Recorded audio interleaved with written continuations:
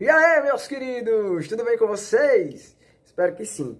A gente tá aqui hoje de volta para nossa segunda parte aí de conteúdos, como já foi prometido no vídeo passado, sobre o 20 de novembro, a consciência negra, e hoje a gente vai falar sobre a presença da cultura africana, da cultura afrodescendente, da cultura afro-brasileira dentro dos movimentos artísticos. Nós não vamos nos aprofundar em movimentos artísticos contemporâneos, nós não temos, obviamente, como falar de vários movimentos artísticos, mas eu vou aqui por uma base de 3 representações artísticas que influenciam várias outras representações artísticas, e aí também a gente vai aproveitar e falar sobre alguns outros artistas negros brasileiros e que tem uma representatividade muito grande para os movimentos e para o orgulho, né, dessa consciência negra. Então, partiu, vamos começar. Em ordem cronológica, nós vamos começar falando da capoeira. Sim, a capoeira é originária aqui do Brasil, por mais que vocês às vezes achem que não. A dança da capoeira, ela tá ali toda baseada em cima, sim, das danças africanas, mas ela surge aqui no Brasil. Por mais que a capoeira hoje seja uma cultura muito mais forte lá em Salvador, na Bahia, muito provavelmente, e eu falo provavelmente porque esses primeiros movimentos de arte que vieram das senzalas, que vieram dos grupos africanos, eles são orgânicos. O que significa? Significa que eles não foram pensados para serem movimentos artísticos. E então, às vezes a gente acaba perdendo essa referência específica de onde surgiu e de quando surgiu. Então, a capoeira tem esse traço, o lundo, que a gente vai falar no vídeo de hoje, também tem esse traço. Então, a gente sempre vai usar um provavelmente. Né? Provavelmente a capoeira surgiu, por mais que seja um traço cultural muito mais baiano hoje, a capoeira surgiu no interior, entre o interior de Pernambuco e o interior de Alagoas, ali na região do Quilombo dos Palmares, como uma forma de defesa dos escravos.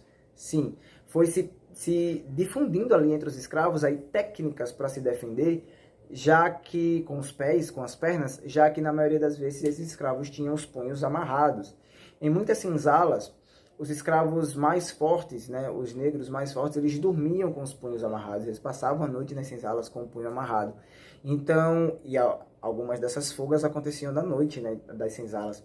Então era recorrente, era normal que esses escravos acabassem fugindo com os punhos amarrados. E aí, numa possibilidade de captura ali no meio das matas fechadas, onde eles se embrenhavam, eles teriam que aprender a se defender, ou conseguir se defender apenas com o uso da força dos pés, o ataque dos pés. E é por isso que aí, também por ser uma dança, né, a capoeira ela transita ali entre dança, artes marciais, esporte, traz essa questão do gingado da dança junto com o ataque, sempre feito com os pés. As mãos elas são usadas normalmente como apoio no chão para poderem dar chutes mais altos, para vocês terem uma ideia aí. O outro movimento, né, que a gente vai falar é o próprio lundo. O lundo ele tá ali na base do que da formação de vários ritmos de dança, de vários ritmos de música do Brasil.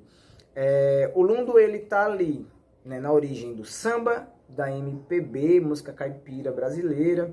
Ele vai estar ali na origem também do forró e do maxixe, que são ritmos mais característicos aqui do Nordeste. E afinal de contas, o que é o lundo? O lundo ele é aí uma conferência das batucadas e das danças que aconteciam nas senzalas, nas festividades desses negros, que era muito animado, muito mais animado do que as danças de salão e as músicas de salão que rolavam nas festas da elite branca brasileira daquela época. Então, o lundo ele acaba sendo levado das festividades das senzalas dos escravos para dentro das festas de salão da elite branca. Inicialmente ali os escravos eram levados como atração, então eles iam lá para tocar, para dançar e servir de atração. Com o passar do tempo, e a gente está falando aqui do século XVIII agora, né, oficialmente a gente tem a popularização do lundo em 1780, né, quando várias festas aí de salão começaram a utilizar do lundo como uma atração para deixar sua festa mais animada. E aí vai se misturando esses batuques, esses ritmos africanos, e eu falo em batuques, ritmos africanos no plural, porque a gente tem que levar em consideração uma coisa que é muito importante.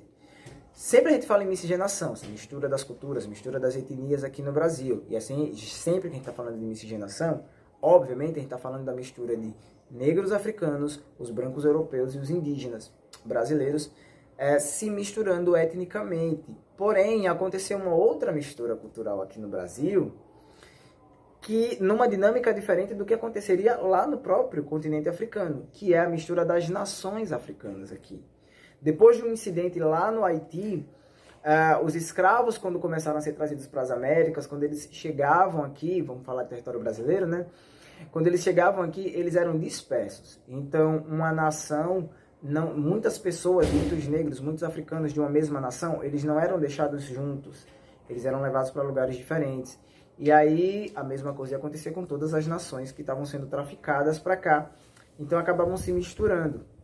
O que talvez, se acontecesse essa mistura, esse encontro de nações diferentes, se acontecesse lá na África, pela condição do continente africano e das relações entre os grupos africanos, talvez, se essas nações entrassem em contato lá no continente africano, seria de uma forma conflituosa. E aí, muito dificilmente, essas culturas iam se misturar.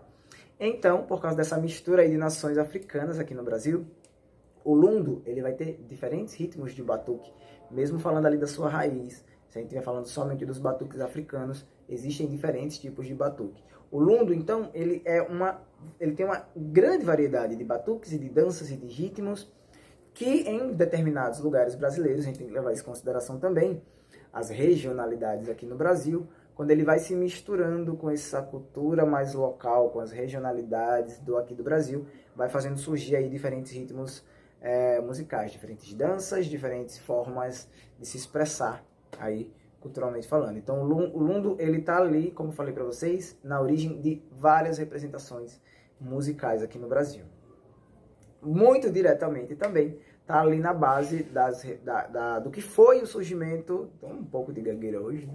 Do que foi o surgimento do samba, agora já no século XX, vamos falar do século XX. Qual é a realidade do Brasil no século XX? A gente já não pode mais falar de africano ou afrodescendente, a gente pode. A gente não pode falar de africano ou de escravo. Porque no século XX, no início, nos anos iniciais do século XX, quando nasce o samba, a gente já tem ali quase 2 décadas da abolição da escravidão. Então, qual é a situação desse homem recém-liberto, esse negro, agora brasileiro, parte aí da sociedade brasileira? Qual é a situação dele com as outras camadas da sociedade brasileira? Nesse início do século XX, o homem negro ele ainda está buscando o espaço dele dentro da sociedade, ele está tentando mostrar, está tentando...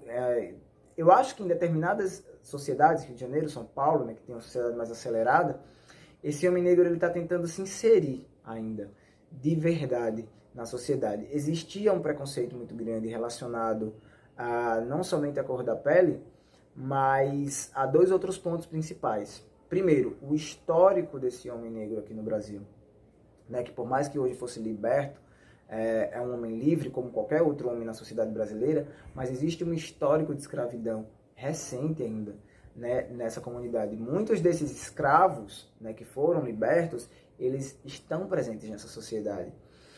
E o outro ponto é o ponto do preconceito pela, entre aspas, marginalização que aconteceu com algumas desses grupos, de homens negros livres. O que acontece? O mercado de trabalho brasileiro, ele não tinha suficiência, ele não teve como absorver todos os escravos que foram libertos, ali em 1888. Então, muitos desses grupos, eles não tinham onde trabalhar e eles não tinham onde morar depois da abolição da escravidão. E isso vai acelerar o processo de favelização nos grandes centros, São Paulo, Rio de Janeiro. Como a gente está falando ali do surgimento do samba agora, vamos falar do Rio especificamente. Então, se vocês vão analisar o Rio hoje, se vocês pegarem algum mapa aí na internet para dar uma olhada no Rio, todos os grandes bairros mais desenvolvidos do Rio, os bairros mais ricos, mais chiques, eles têm morros, comunidades nos morros muito próximos. Isso vem daí dessa base. A favelização do Rio de Janeiro já tinha começado antes, não começa aqui, mas ela é acelerada aqui com a abolição da escravidão.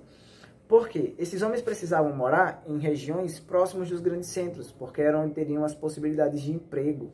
Mesmo que fosse emprego sazonal, mesmo que fosse um emprego que aparece hoje, amanhã não, mas tinham as possibilidades de trabalhar no comércio local. Por isso que essas comunidades nos morros, elas se desenvolveram tanto próximo dos grandes bairros daquela época.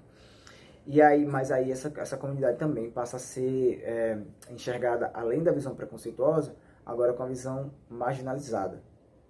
Porém, esses homens negros agora livres, eles tinham mais tempo ocioso, né? Eles não tinham que trabalhar 14 horas por dia, eles podiam ali fazer o seu próprio horário de trabalho, escolher o seu horário de descanso. Então foi se tornando cada vez mais popular as rodas de conversa, as rodas de batucada, aí, e eram diárias, né? Não era algo ali somente do final de semana. Então nessas batucadas, nessas rodas, né, com todo esse contexto social e histórico acontecendo por trás, o ritmo do lundo foi sofrendo umas pequenas alterações ali no Rio de Janeiro e recebem também uma letra. Muitas das letras desse samba, dessa primeira fase ali original do samba, são de negros falando sobre como eles se enxergam dentro dessa sociedade, quais são as dificuldades que eles estão encontrando nessa sociedade, para se inserir nessa sociedade e se sentir aceitos por essa sociedade, certo?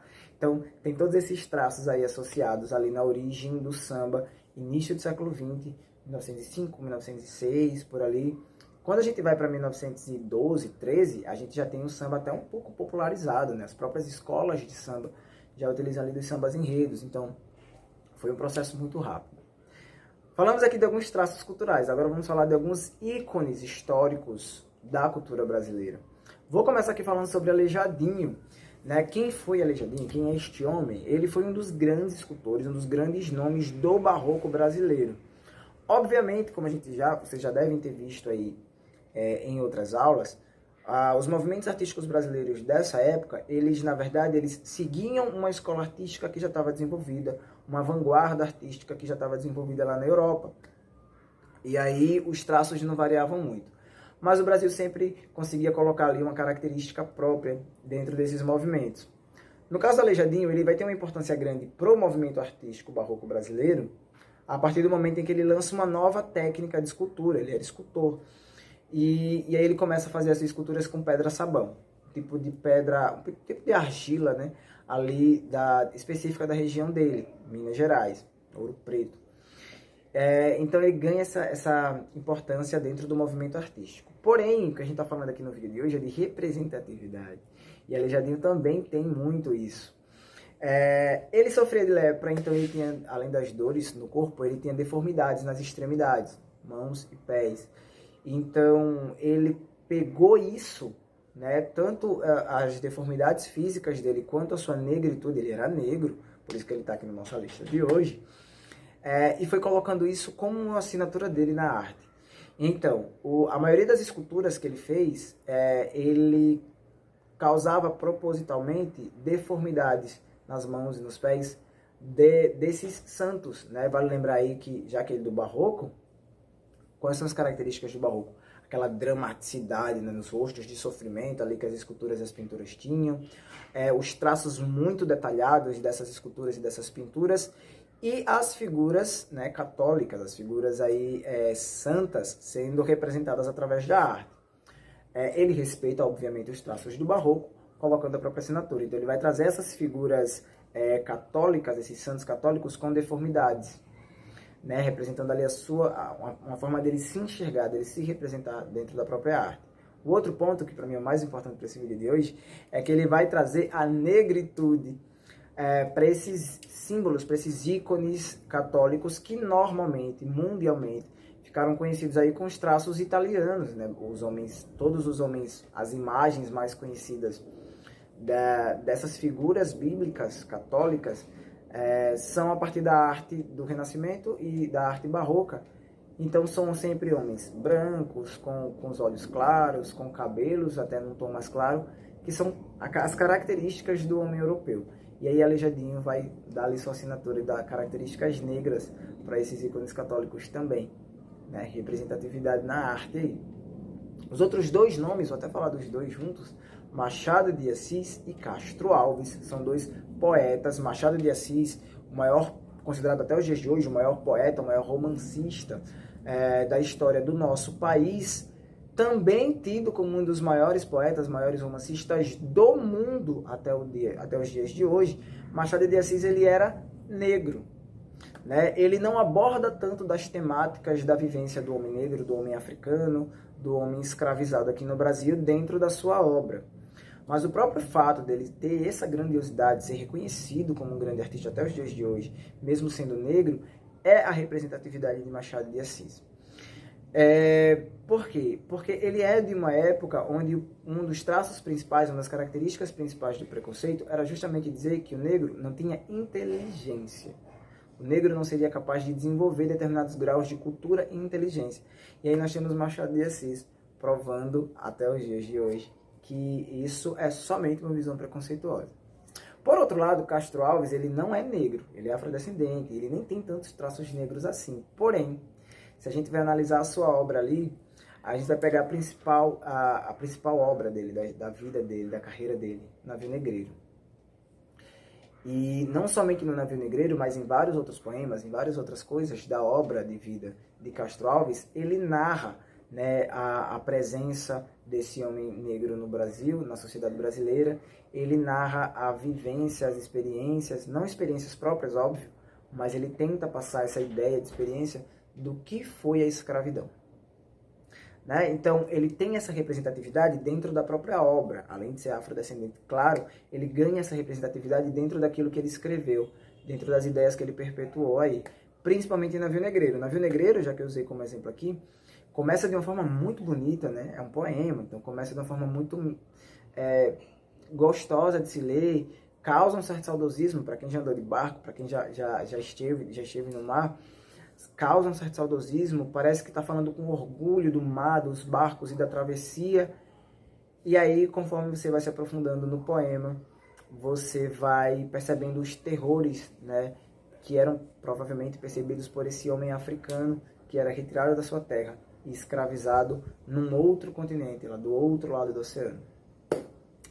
Gente, esses são os traços mais importantes, na minha opinião, traços que eu quis trazer para a gente discutir nesse vídeo de hoje, certo? Fora isso, aqui embaixo desse vídeo eu vou deixar um link falando sobre o Museu Afro. Então, qual a influência, ou qual a importância, desculpa, de existir um museu da arte afro aqui no Brasil, né? Vocês vão fazer uma visita virtual no museu, vocês vão dar uma olhada aí em artistas que estão lá representados, em representações artísticas que estão lá dentro desse museu. Espero que vocês gostem, façam uma visita no museu, né? Para a gente se inteirar um pouco, para a gente entrar um pouco mais nessa viagem que é a arte afro-brasileira. Então temos muita influência no nosso dia a dia, sejamos nós afrodescendentes ou não, eu sou, graças a Deus, mas a gente tem essa influência na nossa cultura, na nossa arte, no nosso dia a dia, dessa história que foi, essa junção que foi homem africano e sociedade brasileira. Até a nossa próxima aula, até o nosso próximo vídeo. Próxima semana a gente volta aí para os nossos temas, mais uma vez, a gente volta para os nossos temas normais. Certo? Tchauzinho!